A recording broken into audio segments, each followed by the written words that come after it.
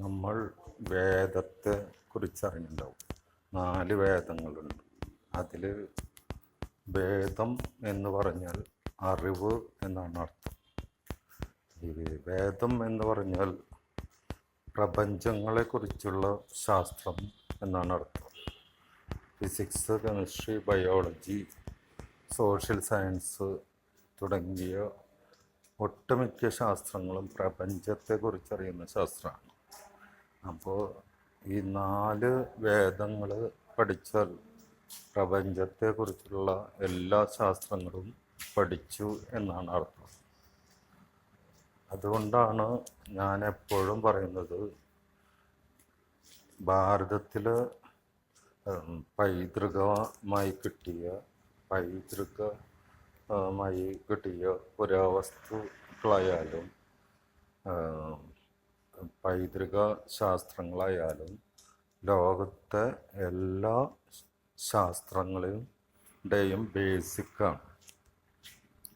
ഉദാഹരണം പറഞ്ഞാൽ ഈ റൈറ്റ്സ് സഹോദരന്മാർ വിമാനം കണ്ടുപിടിക്കുന്നതിനേക്കാൾ മുമ്പേ ഭാരതീയ പൈതൃക ശാസ്ത്രത്തിൽ പുഷ്പക വിമാനം എന്നൊരു കൺസെപ്റ്റ് ഉണ്ടായിരുന്നു. അല്ലെങ്കിൽ അതൊരു ചിന്ത അവിടെ വന്നിട്ടുണ്ട്. പുഷ്പക വിമാനം യാഥാർത്ഥ്യമാണോ അല്ലയോ എന്നല്ല വിഷയം, അത് അവിടെ അങ്ങനെ ഒരു ഭാവന വന്നിട്ടുണ്ടായിരുന്നു. ഇപ്പോൾ പല ഇംഗ്ലീഷ് സിനിമയിലും കാണുന്ന ഭാവനകളാണ് പിന്നീട് യാഥാർത്ഥ്യമാവാറ്. അപ്പോൾ റൈറ്റ് സഹോദരന്മാർ അടുത്ത നൂറ്റാണ്ടുകളിലാണ് ഇത് കണ്ടുപിടിച്ചത്. പക്ഷേ ഏകദേശം ഒരു 5000 വർഷത്തോളം പഴക്കമുണ്ട് എന്ന് പറയുന്ന ഹിന്ദു അല്ലെങ്കിൽ ഭാരതത്തിൻ്റെ പൈതൃക ശാസ്ത്രങ്ങളിൽ പറഞ്ഞിട്ടുള്ളതാണ് ഈ പുഷ്പവിമാനത്തെ കുറിച്ചിട്ട്. അപ്പോൾ നമ്മളെല്ലാവരും വേദന എന്ന് പറയാറുണ്ട്. മാനസിക വേദന, ശാരീരിക വേദന എന്ന് പറയാം. അപ്പോൾ വേദം എന്ന വാക്കിന് അറിവ് എന്ന് പറയും. ന എന്ന് പറഞ്ഞാൽ ഇല്ല എന്നർത്ഥം. അതായത് വേദന വരുന്നതിൻ്റെ അർത്ഥം അറിവ് ഇല്ല എന്നാണ് അർത്ഥം. അതായത് മാനസിക വേദന വരുമ്പോൾ അതുമായി ബന്ധപ്പെട്ട് ഉള്ള അറിവ് നമുക്ക് ഇല്ലാത്തത് കൊണ്ടാണ് അത് വരുന്നത്. അതുപോലെ ശാരീരിക വേദന വരുന്നതിൻ്റെ കാരണം നമുക്ക് മുൻകൂട്ടി അറിയുമെങ്കിൽ അത് തരണം ചെയ്താൽ ശാരീരിക വേദന വരില്ല. അപ്പോൾ വേദം എന്ന് പറഞ്ഞ അറിവ്, എന്ന് പറഞ്ഞാൽ ഇല്ല. അപ്പോൾ വേദന എന്ന് പറഞ്ഞ അറിവില്ല. അപ്പോൾ മാനസികവും ശാരീരികവുമായ വേദനകൾ മാറ്റണമെങ്കിൽ നമുക്ക് അറിവ് നേടിയേ പറ്റൂ. അപ്പോൾ അറിവ് നേടിയാൽ ഒട്ടുമിക്ക പ്രശ്നങ്ങൾക്കും പരിഹാരമാകും.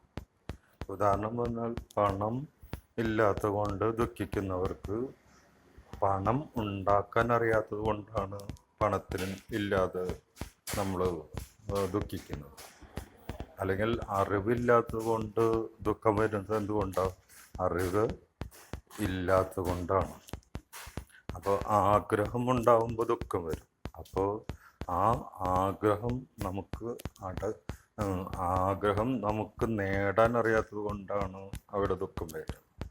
അപ്പോൾ എന്ത് കാര്യത്തിനും ഒരു കാര്യമുണ്ട്, കാരണവുമുണ്ട്. ജീവിതത്തിൽ സംഭവിക്കുന്ന എല്ലാ പ്രശ്നങ്ങൾക്കും കാര്യമുണ്ട്, കാരണവുമുണ്ട്. ദുഃഖം വന്നു എന്ന് കരുതി അതുകൊണ്ട് യാതൊരു പ്രയോജനവും ഇല്ല എന്ന് വിചാരിക്കരുത്. തോൽവി വന്നു എന്ന് വിചാരിച്ചിട്ട് അതുകൊണ്ടൊരു പ്രയോജനവും ഇല്ല എന്ന് വിചാരിക്കേണ്ടത്. പരാജയം വന്നു എന്ന് കരുതി അതുകൊണ്ട് പ്രയോജനമില്ല എന്ന് പറയരുത്. തോൽവിയും പരാജയവും സങ്കടങ്ങളും വിഷമങ്ങളും ദുഃഖങ്ങളൊക്കെ ഉണ്ടാകുമ്പോൾ അത് പരിഹരിച്ച് മുന്നോട്ട് പോകുമ്പോൾ നമ്മൾക്ക് മറ്റുള്ളവരെക്കാൾ ഏറ്റവും കൂടുതൽ അറിവ് നേടും. വിജയിച്ച് നിൽക്കുന്ന ആളുകൾ എന്നും ജീവിതത്തിൽ വിജയം മാത്രമേ അനുഭവിച്ചുള്ളൂ എങ്കിൽ അത് വലിയൊരു അറിവുള്ള ആളായി പറയേണ്ടത്.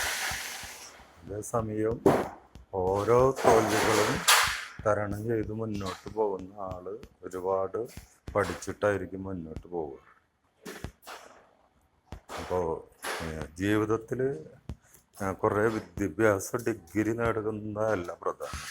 ജീവിതത്തിൽ ഓരോ നിമിഷവും കടന്നു വരുന്ന പ്രശ്നങ്ങൾ തരണം ചെയ്ത് മുന്നോട്ട് പോകാനുള്ള ഒരു അറിവുണ്ട്. അതാണ് ഏറ്റവും പ്രധാനം. ഇങ്ങനെ ആദ്യമൊക്കെ നമ്മൾ പുസ്തകത്തിലൂടെയും മറ്റു മാർഗത്തിലൂടെയും നമ്മൾ അറിവ് നേടും.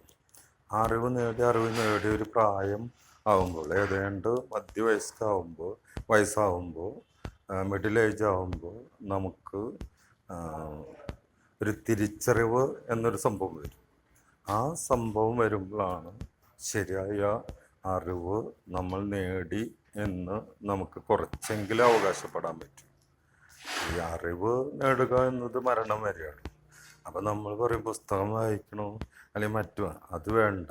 ഓരോ പ്രശ്നങ്ങളും ജീവിതത്തിൽ വരുമ്പോൾ തരണം ചെയ്യുമ്പോൾ നമ്മൾ അവിടെ ഓരോ അറിവ് നേടുന്നുണ്ട്.